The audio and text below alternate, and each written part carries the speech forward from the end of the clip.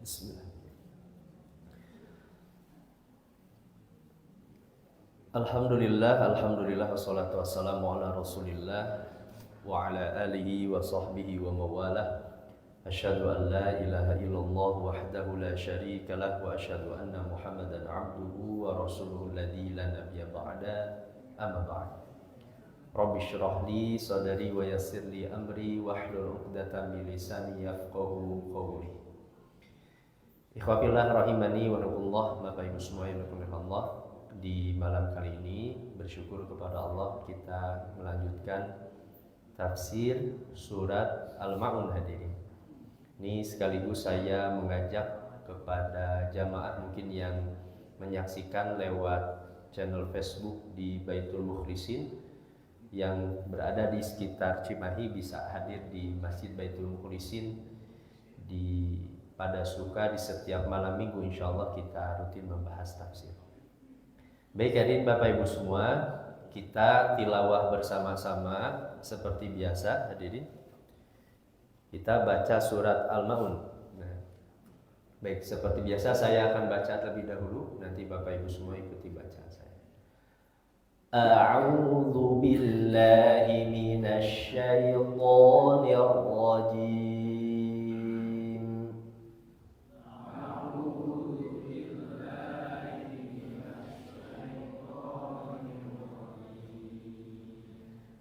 Bismillahirrahmanirrahim.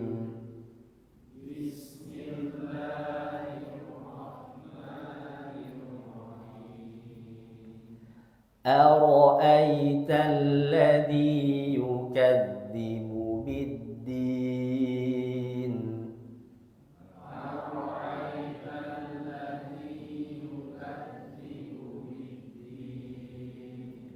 فذلك الذي يدع اليتيم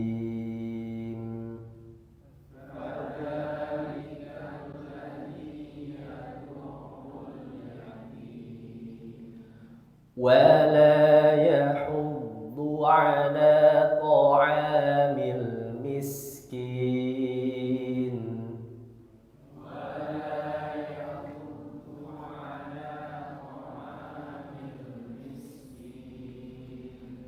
فويل للمصلين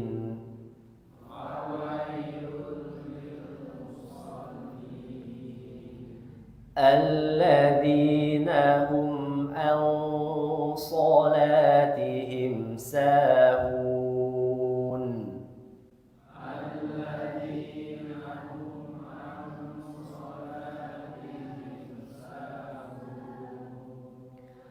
الذين هم يراءون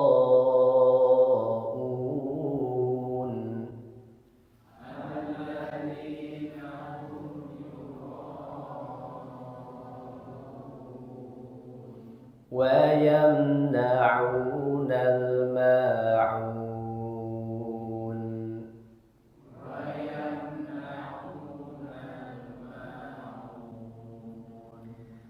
Baik, alhamdulillah, ikhwafillah rahimakumullah. Beberapa catatan Bapak Ibu semua hadirin, ini membaca surat Al-Ma'un. Ketika waqaf di akhir ada mad arid disukun, diakhiri dengan huruf-huruf gunnah. Banyak beberapa yang keliru itu ketika membaca mad panjang itu ikut masuk ke hidung. Contoh yang keliru seperti ini. Ara'aital ladzi yukadzibu bid-din. Masuk ke hidung, Pak. Nah, mad itu ketika membaca dia itu lewat rongga. Jadi dia tidak masuk ke hidung. Bid-din. Baru ketika nun dia masuk ke hidung karena masuk khaisyum gunnah. Nah, itu catatan pertama. Kemudian hadirin, di ayat kedua dan yang ketiga ini diantara huruf yang beberapa para pembaca Al-Quran biasanya agak sulit membaca, huruf ain dan bo. Nah ini Pak. Yadu'u. Nah, jelaskan huruf ainnya, tepatkan makhrajnya. Ain itu punya sifat tawassut, dia tidak mengalir seperti halnya rokhawah, tapi dia pun tidak mengalir seperti syiddah, maksudnya dia tawassut pertengahan. Yadu'u. Nah, coba bareng-bareng hadir. Yadu'u, silahkan. Yadu'u. Nah, itu di tengah tenggorokan, di wastul halqi. Yadu'u. Nah, ke ayat yang ketiga, ketika mengucapkan huruf dhad. Ingat hadirin, huruf dhad itu makhrajnya di hafatul lisan, boleh menyentuh geraham kanan atau kiri. Hati-hati jangan sama tempat makhrajnya itu dengan huruf dal. Yahuddu, bukan du. Yahuddu.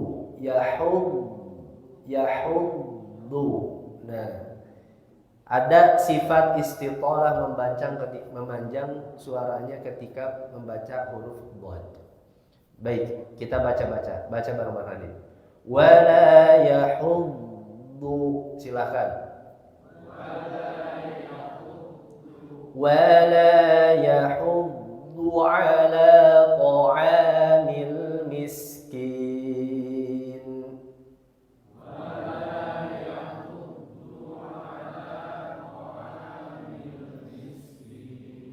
Baik, alhamdulillah. Baik, itu hanya beberapa catatan. Ikhwatillah rahimakumullah, Bapak Ibu semua. Surat Al-Maun ini, kata Syekh Tontowi, sebagian surat turun di Mekah, sebagian surat turun di Madinah. Surat turun di Mekah berkaitan dengan Al-As bin Wa'il. Jadi pernyataan keheranan dari Allah Azza wa Jalla, orang menolak, mendustakan agama ajaran dari Allah. Hadirin. Ara'aital ladzi yukadzibu biddin. Sebagian lagi ayat, kata Syekh Tontowi, itu surat berkaitan dengan Abdullah bin Ubay bin Salul, tokoh munafik. Karena nanti Allah sebutkan di antara ciri-ciri orang munafik di dalam surat ini, surat Al-Ma'un. Ya. Ayat yang pertama, ara'aital ladzi yukadzibu biddin.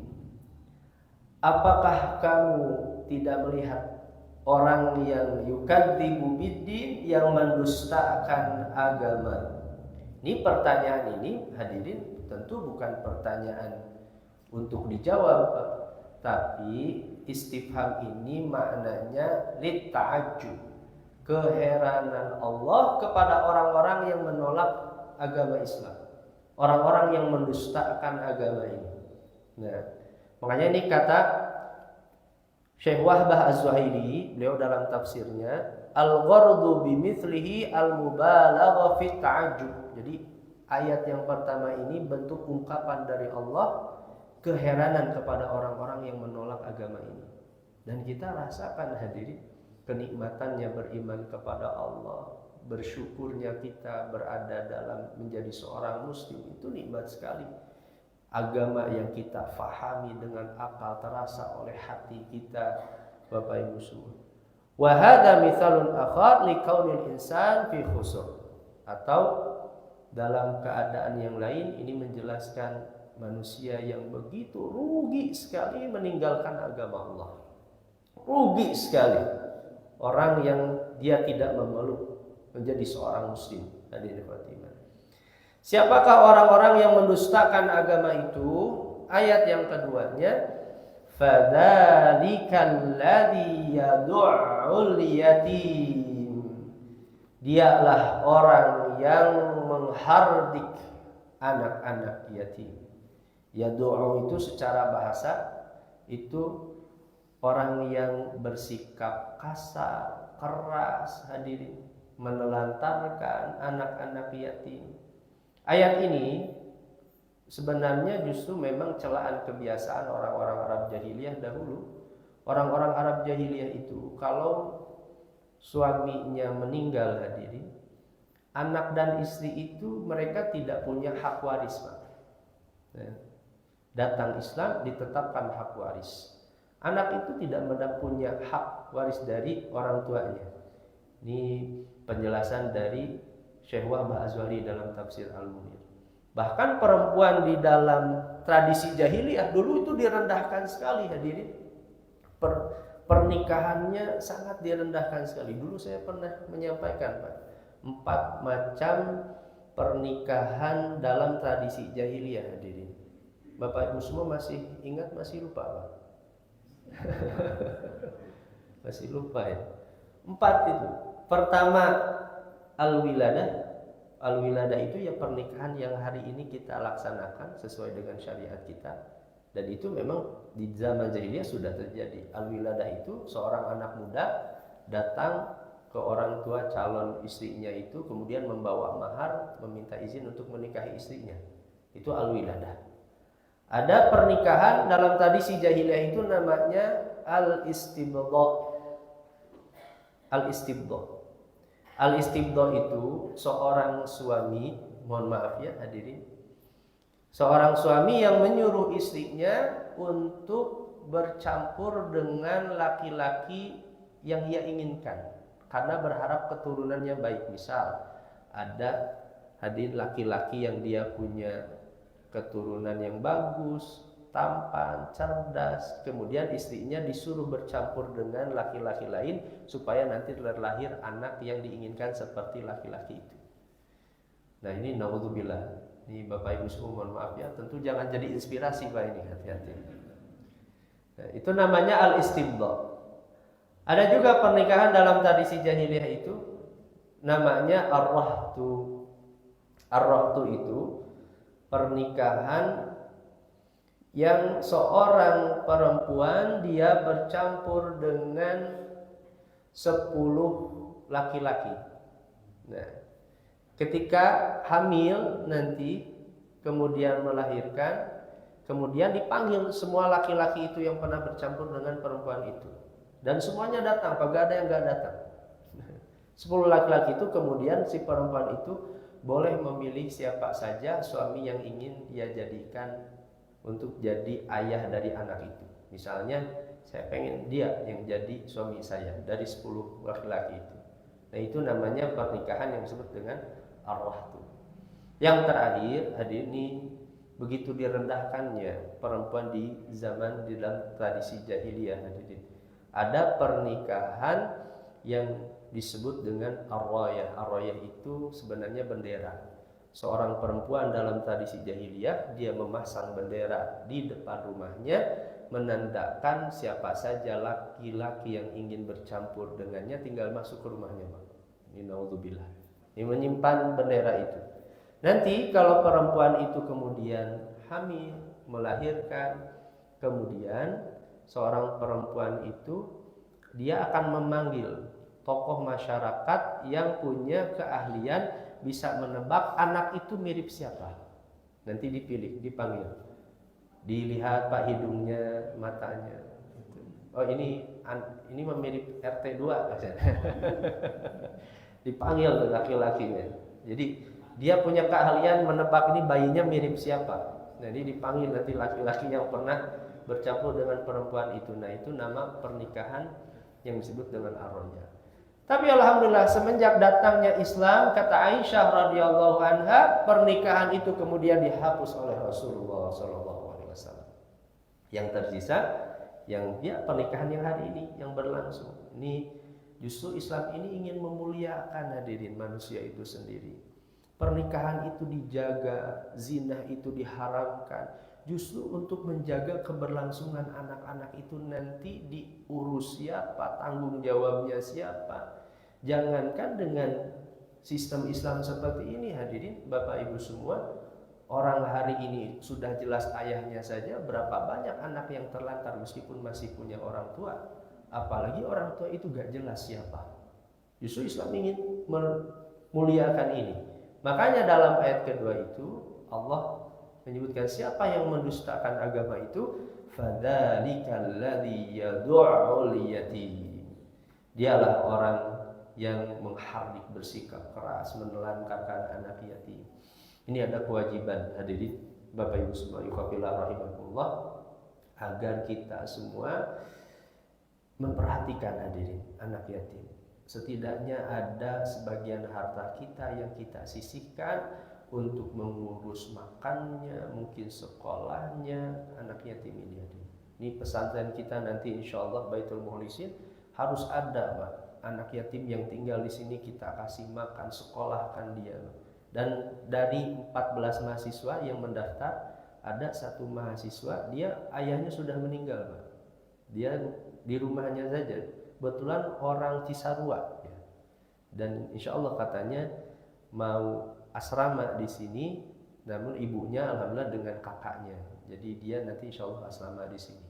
Nah ini kesempatan buat kita hadirin. Ini di antara perintah ajaran di dalam Al-Quran kita memuliakan anak-anak yatim. Bahkan di dalam hadis di riwayat Al-Bukhari Nabi SAW menyampaikan, Ana wa kafilul yatim fil jannah. Aku dengan orang yang mengurus anak yatim. Mengisyaratkan Nabi hakada. Nabi mengisyaratkan wa asyara bisababah wal wusta. Nabi mengisyaratkan dengan jari telunjuk dan jari tengahnya yang menunjukkan orang yang senang hadirin membahagiakan anak yatim, memberi hadiah, mengurusnya, mensekolahkannya, memberi makannya. Itu nanti di surga kata Nabi SAW seperti jari tengah dan jari telunjuk. Begitu dekatnya nanti di surga bersama Rasulullah SAW. Ini mulia sekali orang-orang yang mengurus anak yatim. Ayat yang ketiga, siapa yang mendustakan agama itu wala yahuddu ala ta'amil miskin. Dan orang yang tidak mendorong orang lain untuk memberi makan kepada orang-orang miskin. Jangankan memberi, mendorong orang lain pun tidak ada ini, Pak. Kalaupun kita tidak mampu, kita sampaikan, fulan ada nih tetangga saya dia gak mampu, dorong Pak. Kalau kita tidak mampu memberi, dorong saudara kita, sahabat kita, teman kita untuk mengeluarkan harta mereka memberi makan orang-orang yang miskin, yang lapar hadirin. Wala yahutsu nafsahu wala ahlahu wala ghairuhum ala it'amil miskin al-muhtaj. Kata Syekh Wahbah Az-Zuhaili, orang ini dia tidak mendorong dirinya sendiri, keluarganya, orang lain untuk memberi makan kepada orang-orang miskin. Ini makanya hadirin ayat ini baik sekali kalau kita amalkan itu. Kalau kita memberi kepada orang lain, baiknya makanannya Pak. Ya, karena terkadang mohon maaf ya, ada beberapa orang yang justru ketika diberi uang itu, uangnya tidak digunakan dengan baik Pak. Mohon maaf, mungkin uang karena kebiasaan merokok digunakan rokok, gak baik juga hadirin. Kadang kan ada orang lebih baik gak makan daripada gak merokok. Dan itu gak baik sekali di antara penyakitnya di masyarakat kita hadirin masih. Nah, bakhlan bil mal, karena dia bakhil dengan hartanya. Kalau dalam ayat lain surat Al-Fajr ayat ke-17-18, kalla bal la tukrimuna al-yatim wa la tahadduna ala ta'amil miskin. Karena kalian semua tidak memuliakan anak-anak yatim dan tidak mendorong orang-orang untuk memberi makan kepada orang-orang miskin. Dua sifat yang disebutkan oleh Allah Azza wa Jalla, orang yang mendustakan agama itu adalah orang-orang yang tidak terdorong untuk mengurus anak-anak yatim dan tidak terdorong untuk membantu orang-orang miskin. Nah, kemudian hadirin khotimah, Allah di dalam ayat yang keempat menyebutkan fawailul lil musallin, kecelakaanlah bagi orang-orang yang sholat.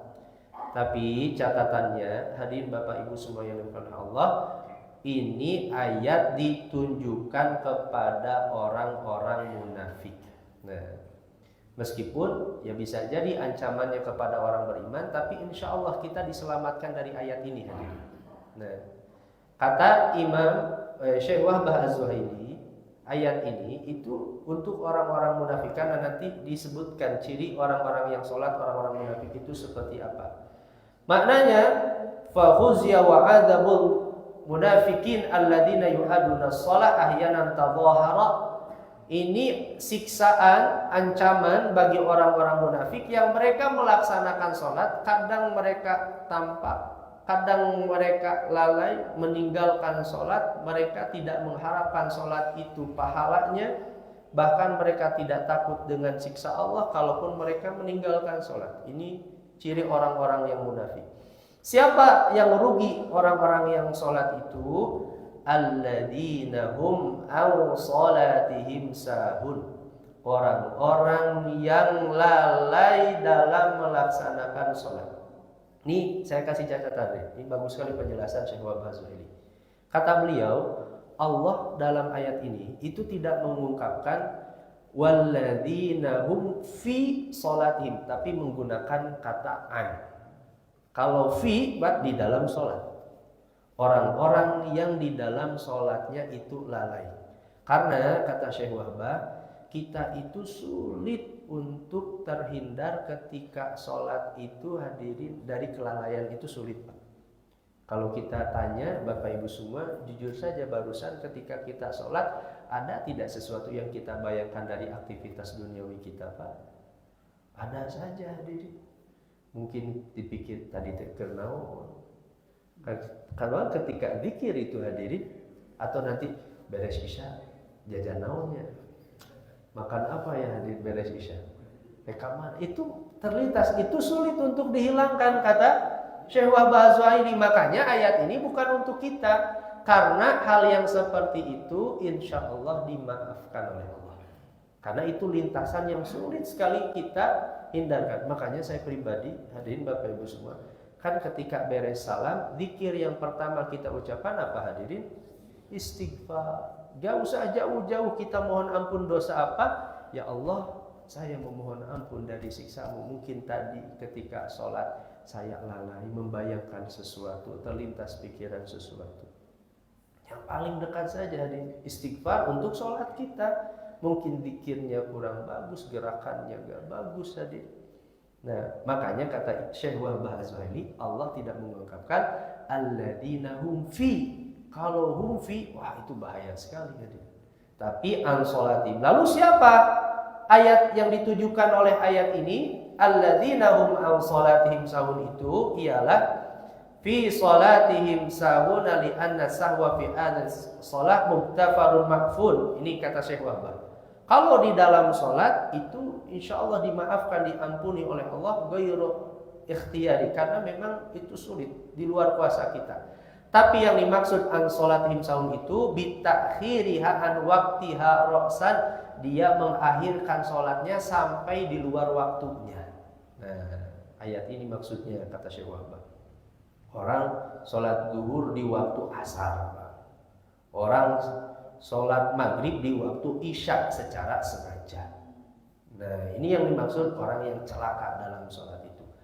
Au fa'alaha ma'a qillati mubalatin fiha, atau orang yang melaksanakannya dia tidak punya semangat, tidak punya perhatian yang penuh terhadap sholat. Kalau melaksanakan sholat pun dia sholatnya malas sekali.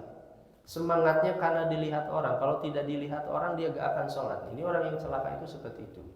Ini yang dimaksud alladzina hum an sholatihim sahun. Siapa yang sahun itu karena penyakit ini di ayat ke-6, alladzina hum yuraun. Mereka lah orang-orang yang ketika sholatnya riya. Riya itu dari kata ro'a, yara. Hadirin, ingin dilihat oleh orang lain. Ketika dilihat oleh orang lain dia sholat, ketika tidak dilihat dia tidak sholat. Meskipun hadirin, riya ini tipis sekali bagi kita. Hal-hal yang harus kita wanti-wanti. Dua hal kata Imam Al-Ghazali yang akan menghancurkan ibadah kita hadirin. Pertama, kibrun, kesombongan. Kita sudah rajin ke masjid, hati kita punya perasaan lebih soleh daripada orang lain, Pak. Itu hati-hati. Kesombongan. Padahal kesolehan itu pemberian dari Allah, hidayah dari Allah. Bapak Ibu semua termasuk saya ya, duduk di sini. Itu mustahil andaikan tanpa pertolongan dari Allah. Saya bisa menjelaskan tafsir hadirin seperti ini itu karena pertolongan Allah. Nah, dihilangkan sedikit pun seolah-olah kesolehan itu datang semata-mata karena kuasa kita. Itu yang pertama kata Imam Al-Ghazali. Yang kedua yang akan merusak ibadah kita itu adalah riya. Kata Syekh Utsaimin, orang sholat dari rakaat pertama sampai rakaat ketiga ikhlas. Rakaat keempat hadirin ada riyanya. Rakaat keempat lihat mungkin calon mertuanya Pak. Wah, ditambahkan kehusyuannya, tambah dia nangis karena ada mertua. Kan itu. Rakaat keempat dia riya, rakaat 1 sampai ketiga meskipun ikhlas gugur kata Syekh Utsaimin karena riya itu. Nah, ini bahayanya riya. Orang yang lalai terhadap sholat itu meninggalkan sholat di luar waktunya karena itu penyakit riya hadirin.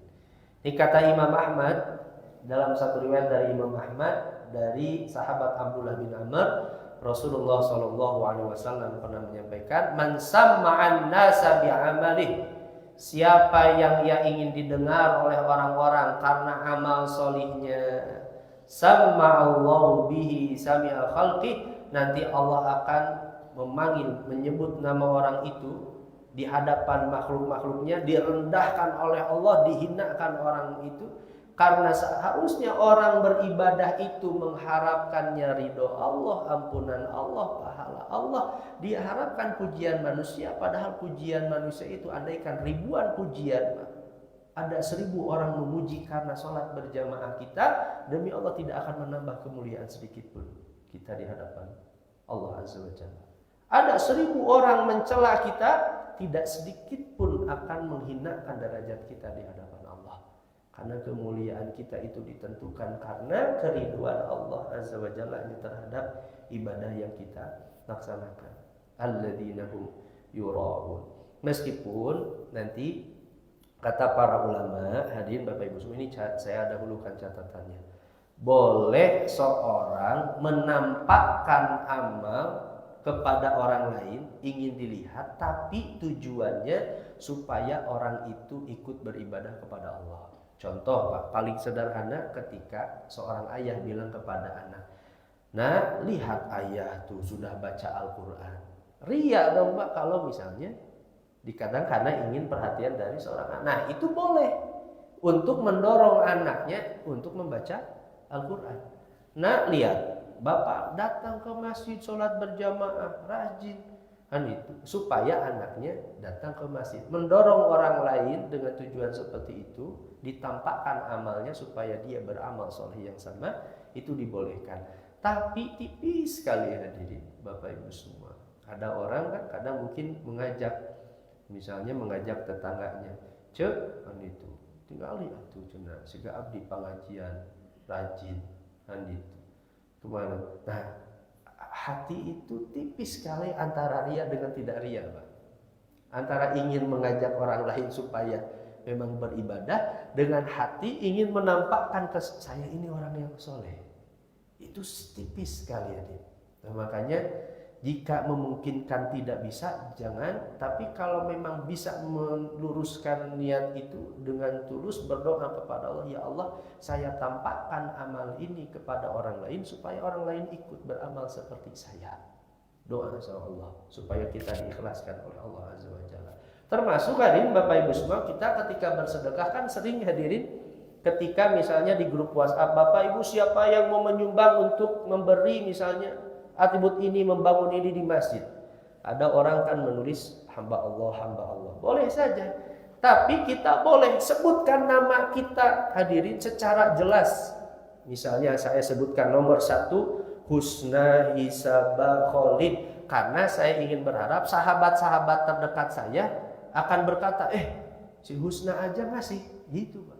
Saya ingin mendorong supaya saudara, mungkin teman-teman saya yang ada di grup itu supaya ikut nanti mereka. Oh, Husna aja ngasih. Itu boleh hadir. Karena tentu keikhlasan itu bukan ditentukan oleh disebut nama kita dan tidak disebut nama kitanya. Karena keikhlasan itu antara hati kita dengan Allah Azza wa Jalla. Antara hati kita.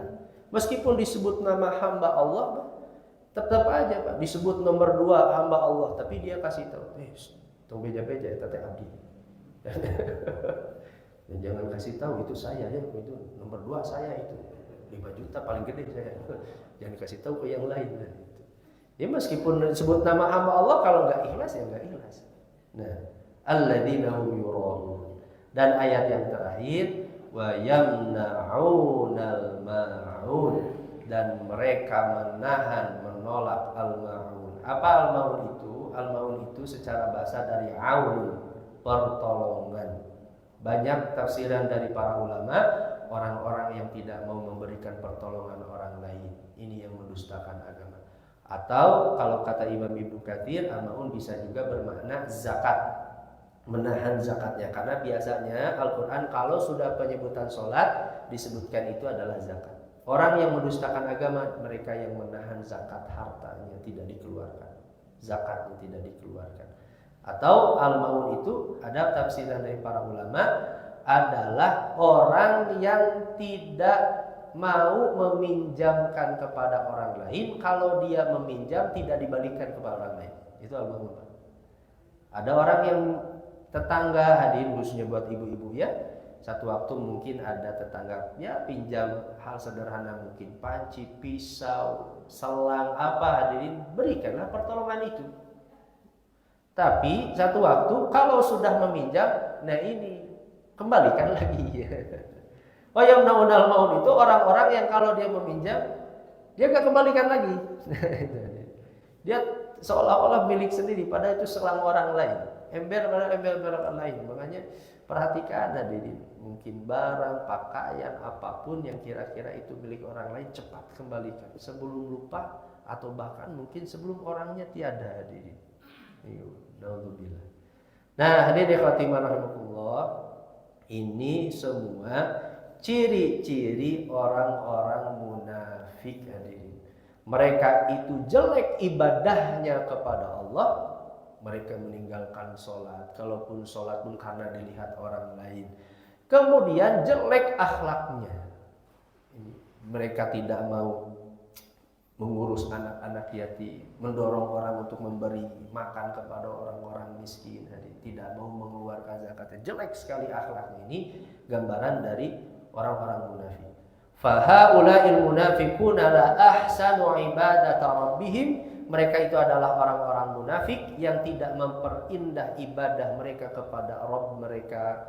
Wala ahsanu ila khuluqihi, dan mereka tidak memperindah, memperbagus akhlak-akhlaknya. Hatta wala bi'aratin ma yantafi'u bih, bahkan meminjamkan barang sesuatu pun gak mau kepada orang lain. Ini jelek sekali akhlaknya hadirin. Jadi satu waktu ada orang ya, teman sahabat meminta bantuan kepada kita, berikan bantuan kepada saudara-saudara kita itu.